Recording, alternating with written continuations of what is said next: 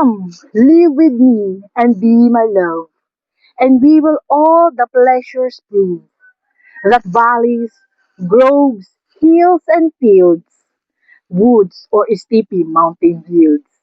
If all the world and love were young, and truth and every shepherd's tongue, these pretty pleasures might be me, to live with thee and be thy love.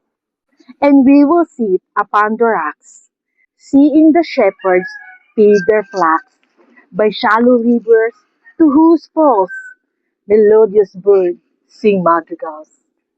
Time drives the flax from field to fold, when rivers rage and rocks grow cold, and Philomel becometh dumb. The rest complains of cares to come. And I will make the bed of roses and 1,000 fragrant poses, a cup of flowers and a kirtle embroidered all with leaves of myrtle.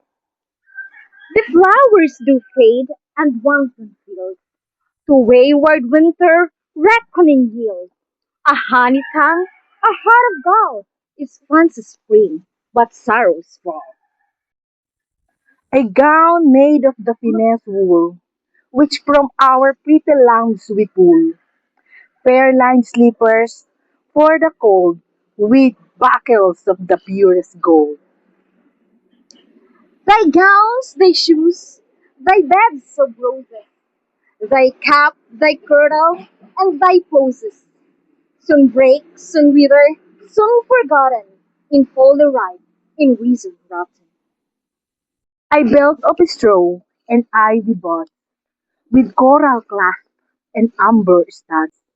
And if these pleasures may thee move, come, live with me, and be my love.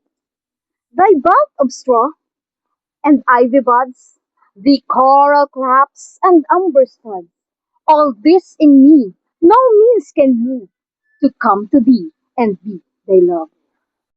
The shepherd's wing shall dance and sing for thy delight May morning.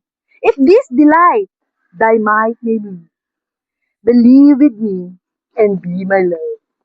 And could this last, and love still breed, a joys no date, nor age no need, then these delights my mind might move, to move with thee and be thy love.